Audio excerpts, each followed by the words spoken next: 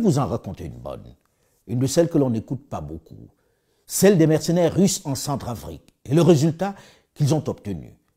Celle qui fait dire que la Russie lorgne de façon particulièrement offensive et violente sur les richesses de ce pays exsangue d'Afrique centrale où la guerre depuis plus de 30 ans rythme la vie des populations, où les rébellions succèdent aux rébellions, avec pourtant une présence constante des forces françaises et des Nations Unies.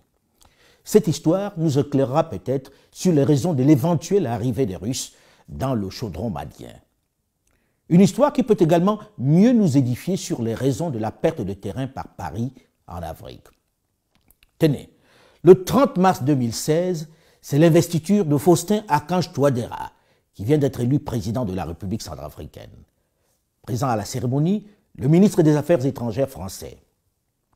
Jean-Yves Le Drian, représentant de la France à la cérémonie, annonce, lors de la conférence de presse, tenez-vous bien, la fin de l'opération Sangaris, pour la fin de l'année.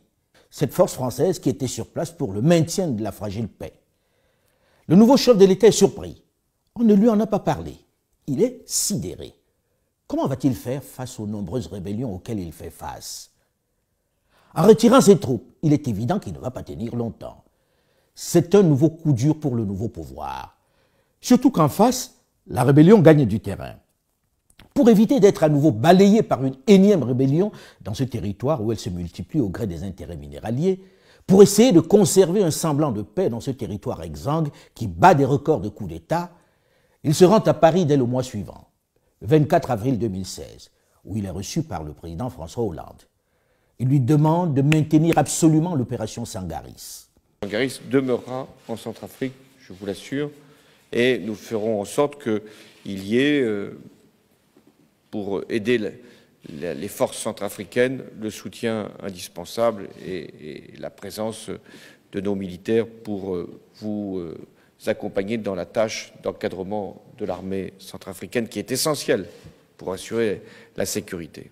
Après cette belle promesse faite avec toute la solennité dans la voix devant la presse, lorsque le président Touadéra rentre à Bangui, le ministre des Affaires étrangères français annonce, quelques jours après, le 13 mai 2016, la fin de l'opération Sangaris. Dans la foulée, le même 13 mai de l'année 2016, le président François Hollande, dans un voyage éclair et surprise à Bangui, rend visite à ses troupes où il annonce, tenez-vous bien, le désengagement militaire de la France en RCA. Il le justifie par les trop nombreuses interventions des forces françaises à l'extérieur, le Sahel, la Syrie, la Libye, etc. Ma responsabilité de chef de l'État, une fois que cette opération a été menée à son terme, et avec le succès que l'on vient de saluer, alors c'est d'y mettre un terme. Il faut noter qu'un mois et demi plus tôt, il avait assuré le chef de l'État Touadéra du maintien de l'opération Sangaris. Quel respect pour son homologue africain. Dès le mois d'octobre, Jean-Yves Le Drian vient annoncer la fin de l'opération Sangaris. Terminé, fini. Pas de bilan, pas de préparation, pas de remplacement. Démerdez-vous. De guerre lasse, le président centrafricain vient voir pour la dernière fois, le 21 mars 2017, François Hollande, et lui demande, puisqu'il est nu, puisque personne ne peut plus protéger la capitale d'une rébellion qui menace, s'il peut lui fournir au moins de l'équipement pour son armée. Une armée qui fait la risée de tous, puisque pour s'entraîner, pour ses opérations, pour les simulations, ces hommes en tenue font les exercices avec des bâtons. Oui, ils utilisent des bâtons comme fusils. Leurs images en train de mimer des bruits de coups de feu avec la bouche ont fait rire toute l'Afrique et le monde. Elles ont tellement circulé sur les réseaux sociaux. Alors pour stopper cette situation ridicule et suicidaire, le président Hollande promet 1500 armes à la RCA. Touadéra va s'en contenter. Mais ce n'est pas gagné non plus. Lorsque le président Emmanuel Macron arrive aux affaires en France, le président Faustin-Archange Touadéra s'organise pour être rapidement reçu par lui à l'Élysée, dès septembre 2017. Il veut qu'on lui donne les armes promises. Il les attend toujours. Le président Macron l'informe que les armes sont disponibles, mais que leurs livraisons sont bloquées par la Fédération de Russie, qui a émis des réserves au Conseil de sécurité. Rappelons que la RCA est sous embargo depuis 2013 du fait de la grosse crise de 2012-2013. Le président Touadéra se demande alors pourquoi la Russie peut lui en vouloir au point d'empêcher qu'on lui fournisse des armes pour se défendre. Le président Macron lui recommande de solliciter la Russie pour faire lever le blocus, chose que s'empresse de faire le chef de l'État centrafricain dès son retour à Bangui. il découvre à l'occasion qu'il existe une ambassade de Russie dans son pays. Il convoque alors l'ambassadeur et obtient le contact à Moscou pour solliciter la levée de la réserve émise par Moscou. Lors de la rencontre à Sotchi avec le ministre des Affaires étrangères russe, Sergueï Lavrov lui explique que la Russie n'a rien contre la RCA, mais qu'elle applique simplement une jurisprudence qui dit que des armes saisies sur un terrain de conflit ne peuvent être à nouveau utilisées, mais doivent être détruites.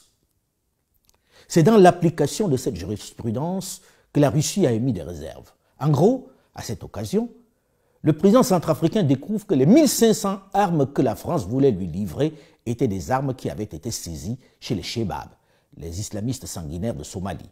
Bref, des armes usagées qui ont déjà fait couler du sang.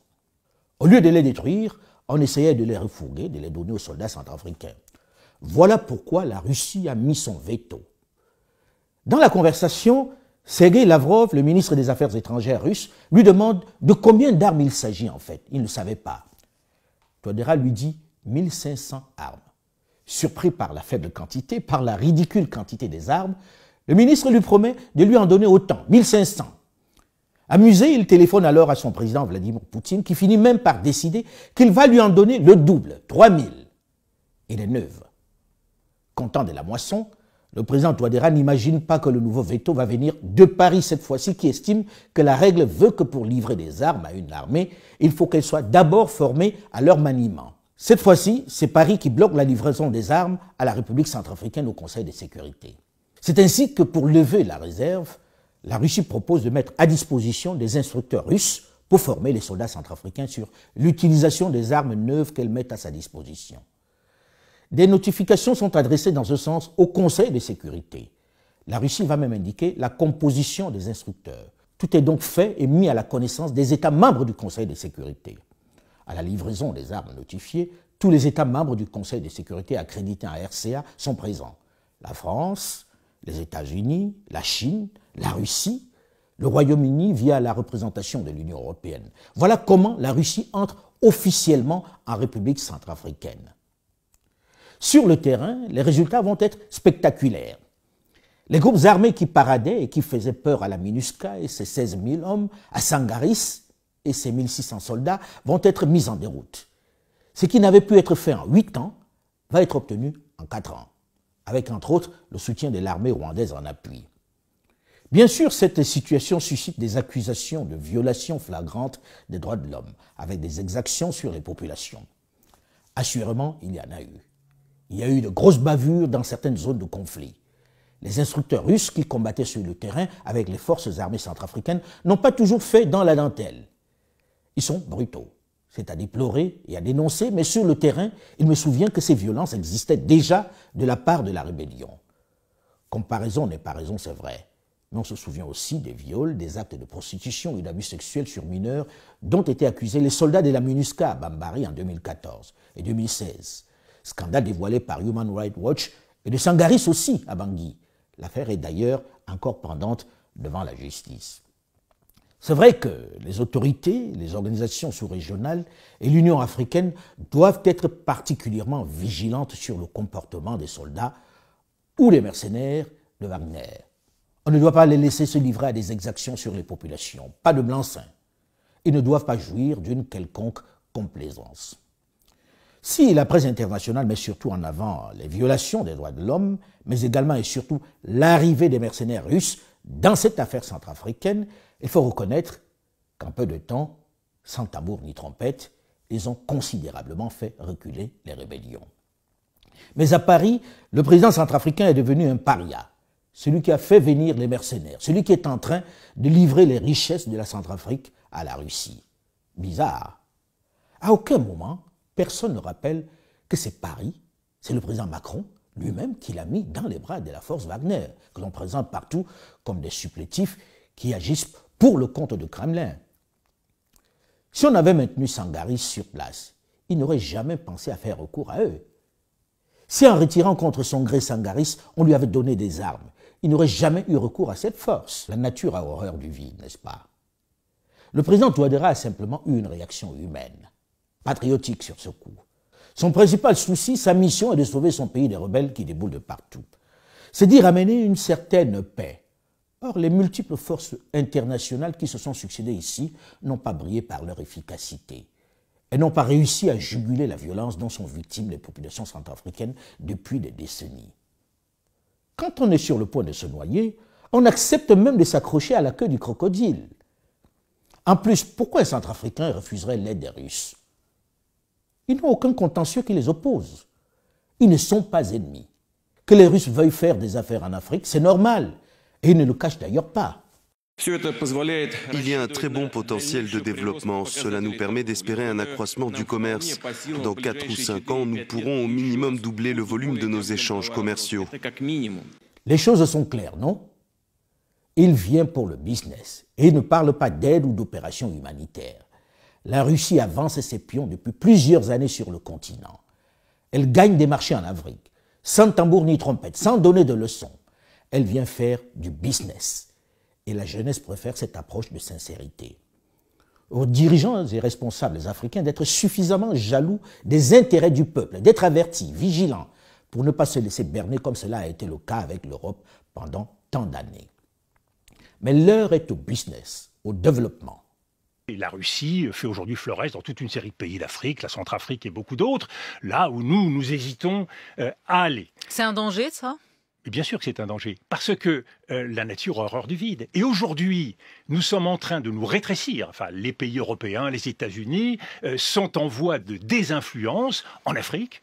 Le mot est clairement lâché là par celui qui pendant longtemps a incarné la diplomatie française et qui a été Premier ministre. Pas n'importe lequel, Dominique de Villepin.